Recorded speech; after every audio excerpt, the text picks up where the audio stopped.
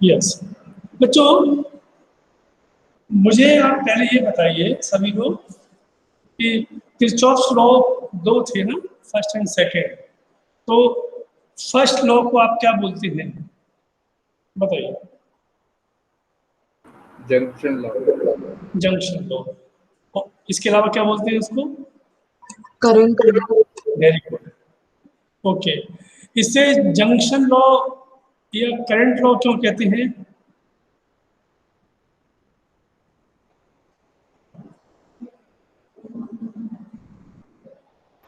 Current पे based है। Yes very good, कि ये जो है करंट पर बेस्ड है, नंबर वन। ओके, और नंबर टू ये जंक्शन पर बेस्ड है। ठीक है ना? तो एक तो मैं आज आपको पहले आगे बढ़ने से पहले थोड़ा सा मैं इसमें किरचॉफ्स फर्स्ट लॉ और सेकंड लॉ में क्या बेसिक डिफरेंस है वो समझ लो बेटा, है ना? क्या समझोगे? फर्स्ट तो इसके लिए याद रखने के लिए बीच में एक ऐसी लाइन खींच दो। बेटा बोर्ड दिखाई दे रहा है ना? Yes sir. गुड। अब एक तरफ लिख दो फर्स्ट लॉ, और यहां लिख दो सेकंड लॉ।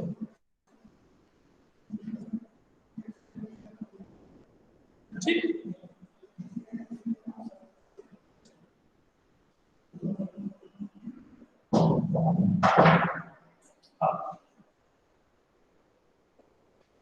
कैसे याद रखोगे इसका? ये इसका पहला पॉइंट है summation I is equal to 0, right? First law क्या कहता है कि at any junction total current is 0, right? At any junction total current is 0। इसका मतलब क्या होता है कि incoming current is equal to outgoing current. First thing, इसका और मीनिंग क्या निकलता है कि there is no accumulation of current, first thing, और नो क्रिएशन ऑफ करंट। ना तो कहीं पे करंट पैदा हुआ है, ना कहीं पे वो खत्म हुआ है। इसके कंपैरिजन में इसकी बेसिक लाइन क्या है इसकी? यस, इसके कंपैरिजन में सेकंड लॉ की पंच लाइन क्या होगी? इसको देखकर बताओ। श्रेयस माइक की पावर ठीक हुई क्या?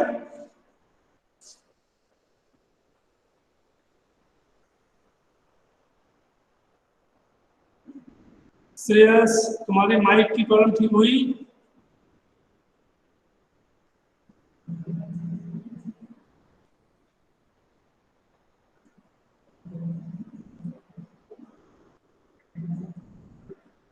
चलो कोई बात नहीं।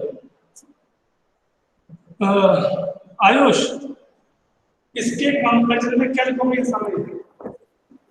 Yes sir. सर हाँ सर नहीं आ रहा सर। इक्वल टू आएगा sir, summation I equal to summation I, मतलब इक्वल रहेगा। फर्स्ट लॉ जो है समेशन आई इज इक्वल 0, यहां पे क्या आना चाहिए?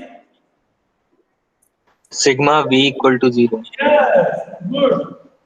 सिग्मा v और e बेटा रहेगा, e is equal to 0। Okay, this is based on current junction, at the same time it is based on voltage. इसमें टोटल करंट 0 होता है, इसमें टोटल ईएमएफ या टोटल पोटेंशियल 0 होता है। ओके, दूसरा point,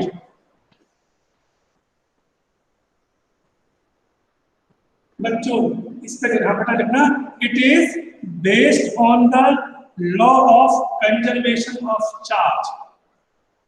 it is based on the law of conservation of charge. ये law of conservation में काम करता है और ये काम करता है कंजर्वेशन ऑफ एनर्जी। तो it is based on conservation of energy। Okay, समझ आ गया? यहाँ पर समेशन I0 है, यहाँ पर समेशन E0 है। इसका ये जो है वो कंजर्वेशन ऑफ चार्ज पर डिपेंड करता है, मतलब neither charge created nor destroyed. ये काम करता है नाइदर चार्ज एनर्जी क्रिएटेड और nor destroyed. Third,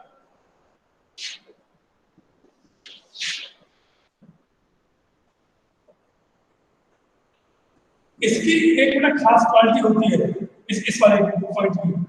this point से वो first of says this is applicable for open circuit as well as close circuit. ये ओपन सर्किट में भी काम करता है और क्लोज में भी काम करता है, मतलब जब करंट पास हो रहा है तब भी, जब करंट पास नहीं हो रहा है तब भी कर रहा है, राइट? जबकि ये केवल क्लोज सर्किट में काम करता है, यानी जब सप्लाई हो रही होती है। तो देखिए इस पॉइंट के लिए it can be applied to close as well as open electric circuits.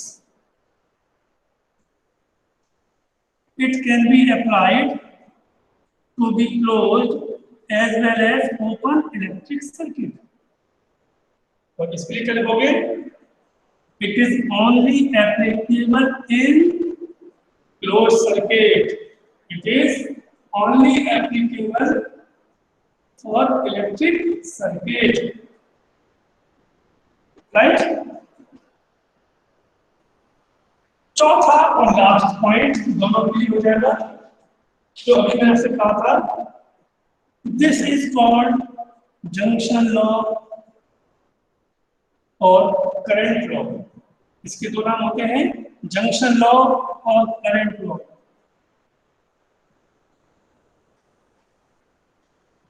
इसे क्या बोलोगे? इसे बोलोगे लूप लॉ। लूप मतलब ये लूप लॉ और वोल्टेज लॉ। यार बच्चों, remember here first law, this first law is basically depend on the current, और ये किस पर डिपेंड करता है? वोल्टेज पर। अब यहाँ पर एक क्वेश्चन है बच्चों कि इन दोनों में से भी पूछा जाए कि कौन सा ज्यादा महत्वपूर्ण है, बताओ और क्यों?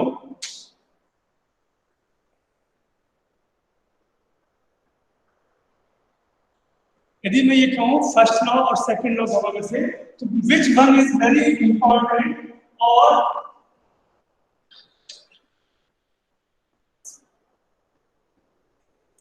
Sir first one. तो क्या बताओ व्हाई? सर क्योंकि सर बिना जंक्शन के सर सेकंड लॉ भी यूज नहीं होता। ओके, पास था। Yes sir. फर्स्ट और सेकंड?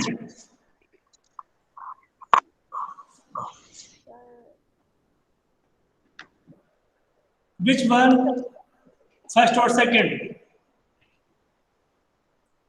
सर पता नहीं। पता नहीं क्यों भाई? भाई आप पता नहीं वो तो मैं बताऊंगा, लेकिन हमें प्रयास करना चाहिए इस बात के लिए कि यस इट इज पॉसिबल और नॉट। सर सेकंड लॉ होना चाहिए, क्योंकि सर जब तक सर्किट क्लोज नहीं होगा तो फर्स्ट लॉ भी कहाँ, मतलब ये जब तक सेकंड लॉ फॉलो नहीं होगा फर्स्ट लॉ भी नहीं हो पाएगा ना, जब तक पोटेंशियल इनके बीच में डिफरेंस नहीं बढ़ेगा। इसको और मैं सिंपल कर दूं तो इतनी लंबी बात बोलने वाले जोर नहीं यहाँ पर। अच्छा बताओ कि वोल्टेज करंट पे डिपेंड करता है कि करंट वोल्टेज पे डिपेंड करता है? बताइए। करंट वोल्टेज होता है। हाँ, करंट वोल्टेज, करंट डिपेंड करता है वोल्टेज पर। यस, बस सिंपल सी बात है। यदि ये है तो ये है, यदि ये है तो ये है। बात समझ आ रही है आपको ना? ओके, सो ये थे इनके कुछ बेसिक डिफरेंसेस मैंने तो आपको बताई। अब आगे चलते हैं। अब हम लोग यहाँ पर कुछ प्रैक्टिस करते हैं जो बहुत ज्यादा जरूरी है। लेकिन उसको पढ़ने से पहले हमें एक बहुत ही महत्वपूर्ण क्वेश्चन पढ़ना है। हेडिंग है उसका व्हीटस्टोन ब्रिज।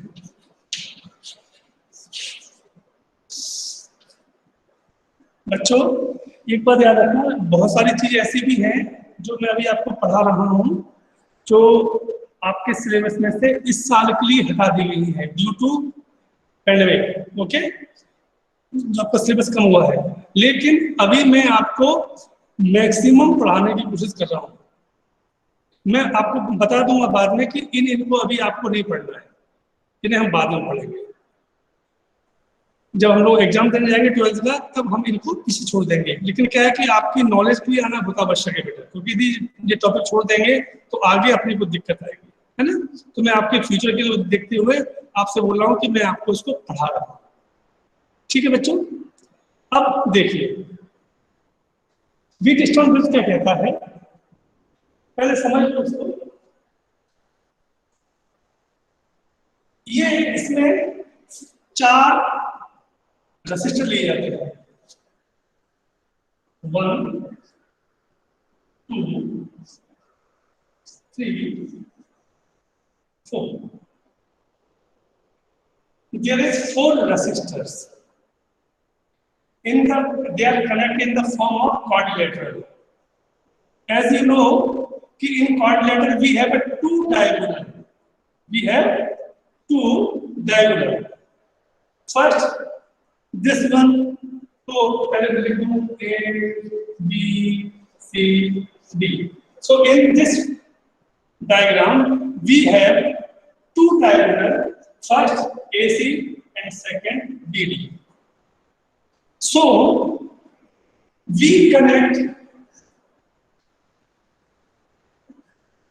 galvanometer.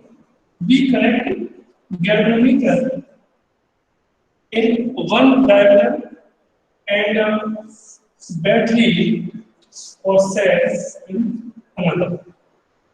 अब यहाँ पर बच्चों ये क्वेश्चन उठ रहा है, व्हाट इज गैल्वेनोमीटर? ये नया वर्ड आ गया। तो अभी आप ये समझ लो बेटा, galvanometer is an instrument which show the presence of electric current. Galvanometer cannot measure the current. ध्यान से बेटा, galvanometer cannot measure the current, but it can show the presence of current. ये बताता है कि यस वहां पर करंट है या नहीं, कितना है ये नहीं बता पाता, किस डायरेक्शन में जा रहा है ये बता देगा। ये 2 काम करता है कि what is the direction of current और करंट इज देयर और नॉट, बस। लेकिन उसकी वैल्यू कितनी है वो नहीं पता, बाद में बात करेंगे। सो ये लगा दिया। Suppose we have 4 resistors P, Q, R, S.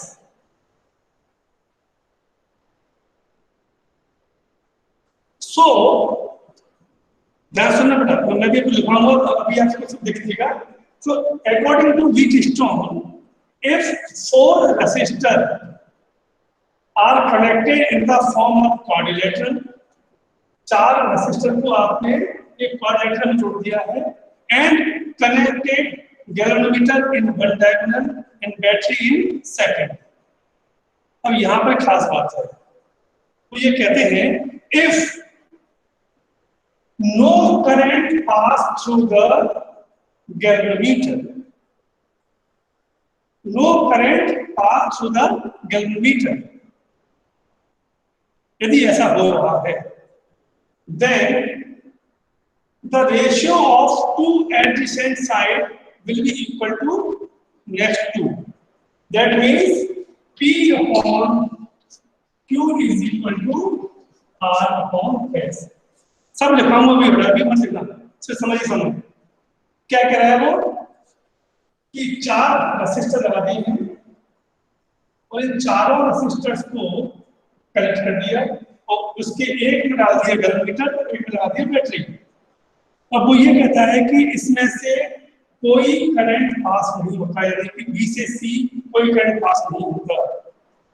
ये बैटरी मान लो। यदि ऐसा हो रहा है तो इन दोनों का रेशियो इन दोनों के बराबर होगा, या इन दोनों का रेशियो इन दोनों के बराबर होगा। ठीक है, तो फर्स्ट ऑफ ऑल इसको बनाने यदि बना लिया तो कोई दिक्कत नहीं है। इसका स्टेटमेंट लिखिए, please right the statement.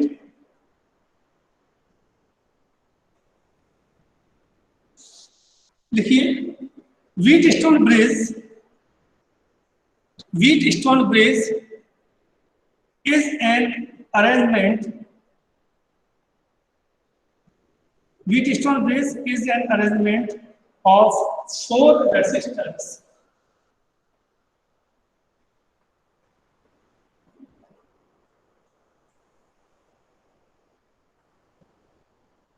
If they are connected in quadrilateral form, if they are connected in quadrilateral form,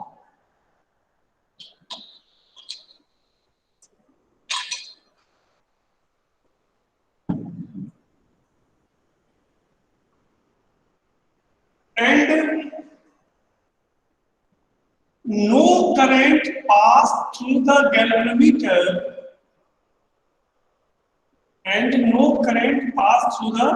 galvanometer, which is connected in one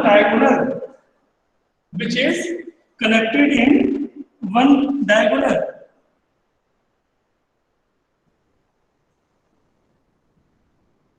okay,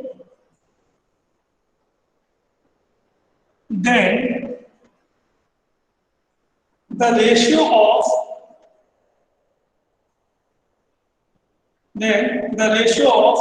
two adjacent resistors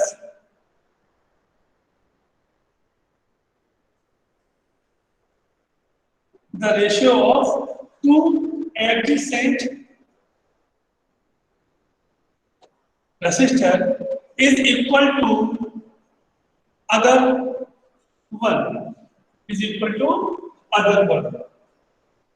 that is P upon Q is equal to R upon S। ये लिखिए, और अब ये diagram बना लो, इसे नहीं बनाया है, बना लिया है तो कोई दिक्कत नहीं।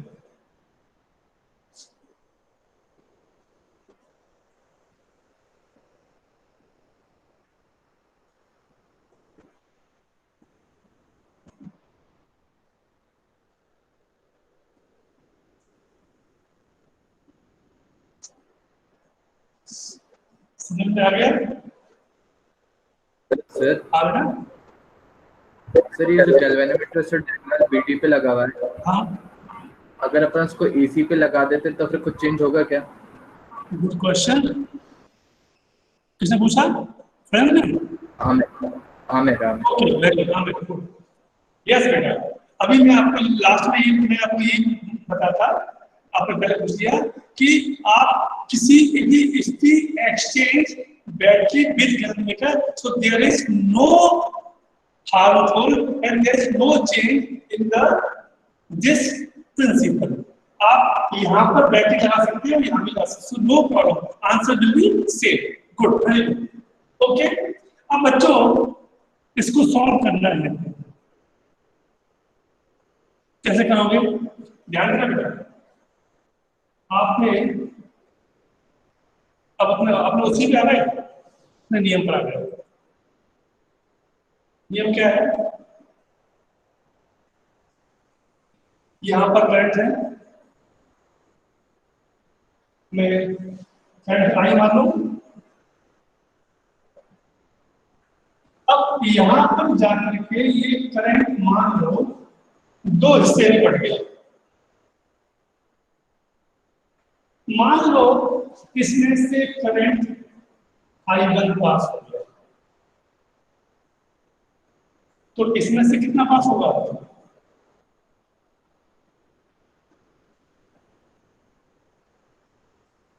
I minus I1। कितना कितना कितना I minus I1। Very good, simple सी बात है। यहाँ आपने क्या लगा दिया, फर्स्ट लॉ ऑफ किरचॉफ। क्या कहता है वो कि incoming current is equal to outgoing current. तो यदि ये आई था, आई वन यहाँ से तो ये कितना बचेगा आपके पास, आई माइनस आई वन। ओके, अब ये करंट यहाँ पहुंच गया, बी जंक्शन पे आ गया, तो जाहिर है कि कुछ करंट यहां से पास होगा। यस, मान लो इसमें से आई जी पास हो गया, मैं जी for earth kilometre I G, तो इसमें से कितना पास होगा,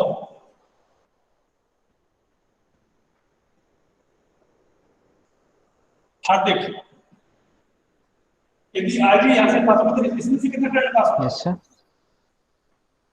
If Ig current pass through the galvanometer, so what will be the current which pass through the DC? Sir, half of that. जब मैंने ये पढ़ाया था उस दिन आप थे क्लास में क्या?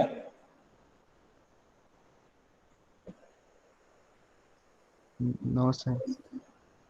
देख लो बेटा, समय निकलते पता नहीं पड़ता। मैं ये रेगुलर आऊंगा सर।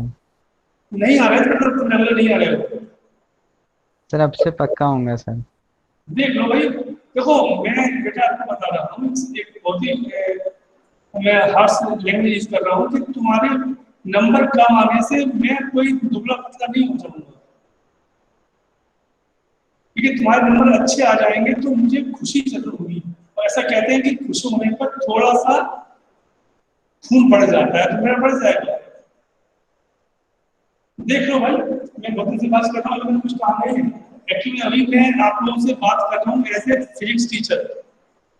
हकीकत ये कि अभी तक मैंने तुमसे एक बार भी आप लोगों से एज ए क्लास टीचर बात तो की नहीं है, वो मुझे मौका नहीं मिल पाया। और ये ध्यान रखिए कि मैं अच्छा क्लास टीचर नहीं हूँ कई मामलों में, तो प्लीज यस एंड वेरी बेटा बताओ। If Ig current pass through the BB, so what will be the current which pass through the BC? Anybody is it there or not? Okay, नहीं है। चलिए दिवेश, यस सर। इसमें से कितना current pass होगा? इसमें सर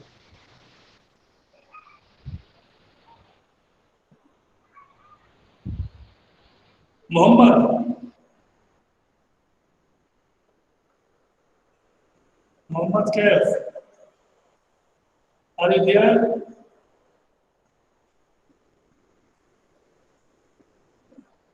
मोहम्मद कैफ, अच्छा माइक को चालू, माइक को बंद किया, वीडियो बंद किया और जाकर के अपने काम में लग गए। Very good. हाँ अब बेटा, अब अगली बार से ये नियम सुन लीजिए बेटा, सभी को बता रहा हूँ। मैं एक क्लास में 2 बार पूछूंगा किसी बच्चे के बारे में और दोनों बार में उसने मुझे जवाब नहीं दिया तो मैं ये मानूंगा कि वो क्लास में नहीं है और उसकी अटेंडेंस नहीं लगेगी। ये बात को ध्यान से सुन लीजिएगा, फिर से बोल रहा हूँ कि यदि मैंने किसी बच्चे को भाई ने बुलाया और यदि उसने इट्स ओके बेटा, कोई प्रॉब्लम नहीं, कोई बात नहीं। मैं फिर से बोल रहा हूँ सारे बच्चों से कि यदि आप में से कोई बच्चा को मैंने आवाज़ दी, उससे कोई क्वेश्चन पूछा, उसने रिस्पॉन्ड नहीं किया, या तो वो चैट बॉक्स में लिखे या मुझसे माइक से बात करे। यदि वो लगातार 2 बार उसने मेरे किसी भी क्वेश्चन का जवाब नहीं दिया तो मैं ये मान लूंगा कि बच्चा क्लास में नहीं है और उसकी अटेंडेंस नहीं जाएगी। मैं उसको इससे भी, यहाँ से भी, मीटिंग से भी रिमूव कर दूंगा। ये बात को समझ लीजिएगा। आप सोच रहे हो कि ठीक है यहाँ तो क्या टाइम पास कर लिया, और ऐसा करके आप केवल अपने आप को बेवकूफ बना रहे हैं। यस अच्छा एनआरएफ गई तो वो आई थी उसका प्रोसेस चला है। ओके, कोई और है जो इसका आंसर दे पाएगा? सर यस, सर मैं बताऊं, कौन? आयु, Ayush I minus I one minus I G. Simple सा है बेटा। मैं कितना सिंपल बात कर रहा हूँ मैं आपसे कि मान लो आपके पास पहले 10 रुपया थे, आपने 10 रुपए में से 2 रुपए की खा ली कचौड़ी, तो अब कितने बचे? जल्दी बोलो। 8 फिर आपने 3 रुपए का आपने जो है समोसा खा लिया, अब कितने बचे? 5 अब आपने इसमें से मैंने कहा कि आपने 1 रुपए का आपने जो है एक टॉफी खा ली, अब कितने बचे? 4 4 वही तो यहाँ हो रहा है भाई। यहाँ से आई करंट गिरा, आई वन यहाँ चलाया, तो यहाँ से कितना बचेगा? आई माइनस आई वन। अब ये यहाँ पहुंच गया, इसमें से आई जी यहाँ से निकल गया, तो इसमें से कितना बचेगा? आई माइनस आई वन और माइनस आई जी। ठीक है, समझ में आया? ओके, अब ध्यान देना, अब ये जो आई वन है वो यहाँ आ गया, ये कितना आ रहा है?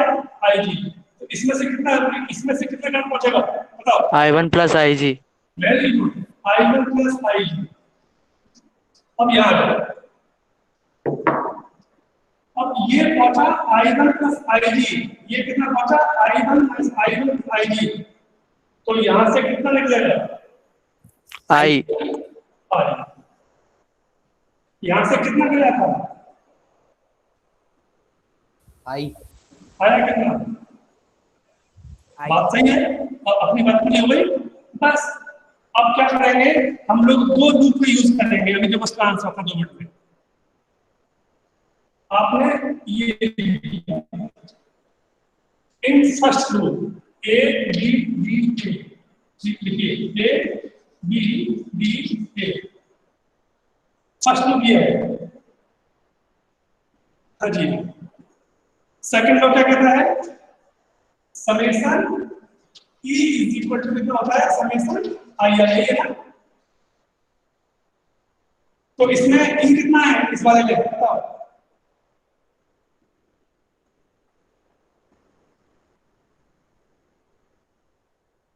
आयुष, इसमें Yes, sir. इसमें इस एबीटी लूप में ई कितना है?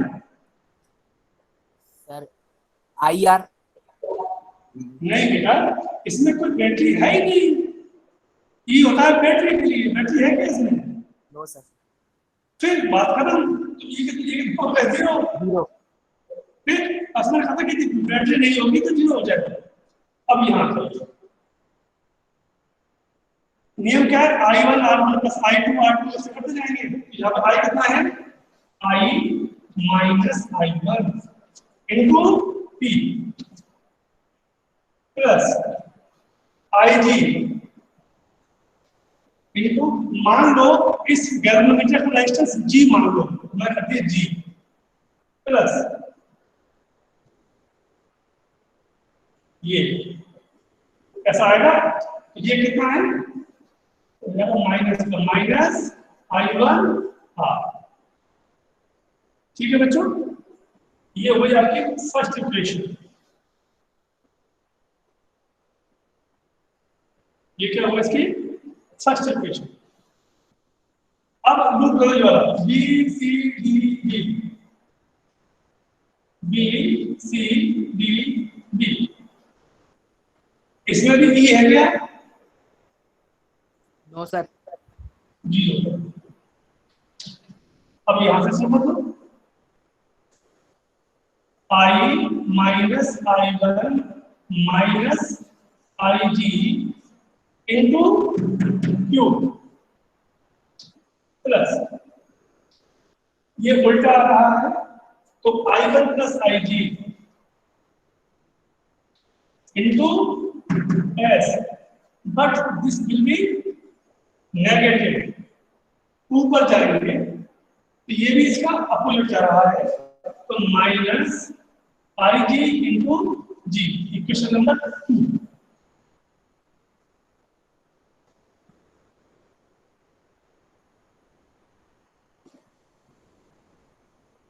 Got it? अब बच्चों मैंने आपको उसमें एक लाइन लिखवाई है आपके स्टेटमेंट में, if no current pass through the galvanometer, यही शब्द है ना। तो बेटा मुझे बताइए what is the meaning of this line कि नो करंट पास, मतलब आईजी कितना हो गया?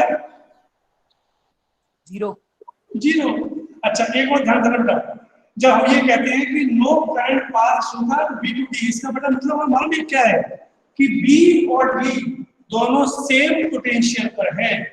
बेटा ध्यान देना, एक और बात कर रहा हूँ, जब हम ये कहते हैं कि बी से डी में कोई करंट पास नहीं हो रहा, इसका मतलब क्या हुआ, जो पोटेंशियल बी पर है वही पोटेंशियल डी पर है, मतलब पोटेंशियल डिफरेंस जीरो है। अच्छा जैसे ही आपने कहा कि आई जी जीरो है तो ये जीरो हो गया, ये सब लोग यहाँ पर ये जीरो हो गया, यहाँ ये जीरो हो गया और यहाँ ये जीरो हो गया, तो आप सभी को मालूम होना चाहिए। अब क्या बचेगा, ये इक्वेशन पर कितनी बचेगी, zero is equal to I minus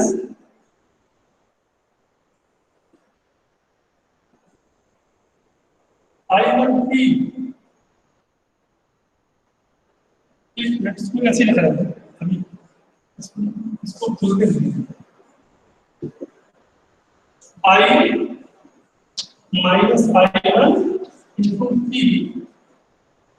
plus minus I1 R, ये हो जाएगी फर्स्ट इक्वेशन। मान लो third,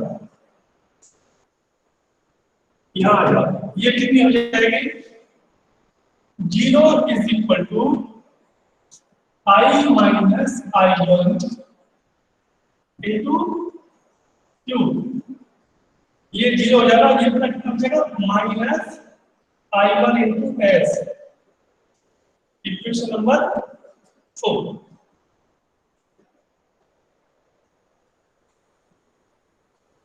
I minus I1 into ये क्लियर। चलिए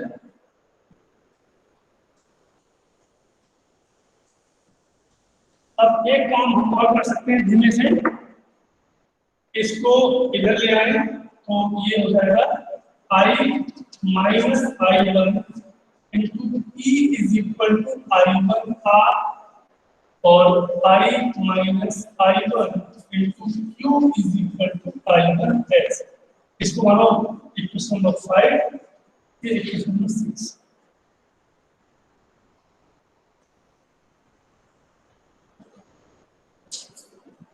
समझ आ गया? अब कुछ नहीं करना अपने को, लिख दो इक्वेशन 5 डिवाइड बाय 6,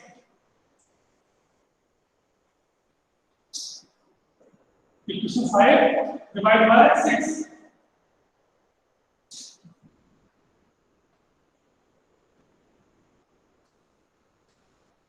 क्या हो जाएगा,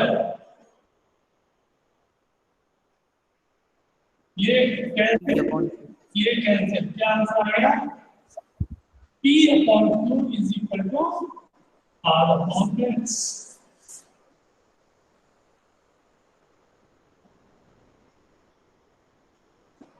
समझ आया बेटा, P upon Q is equal to R upon S, यानी कि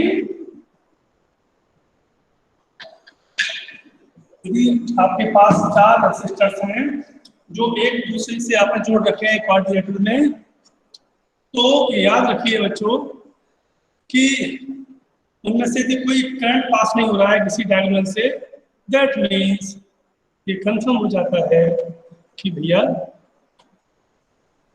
उसका जो रेशो होगा वो सेम आएगा, P upon Q is equal to R upon S। So this is first जो मुझे आपको बताना था। अब इसके बाद हम आगे की बात करेंगे, है ना। तो फिलहाल मैं इस रिकॉर्डिंग को रोक दूं और सर, हाँ बोलो बेटा। सर आपने बोला था सर एसी में भी वही सिचुएशन रहेगी क्या सर, ए से जब सी करंट जाएगा तो?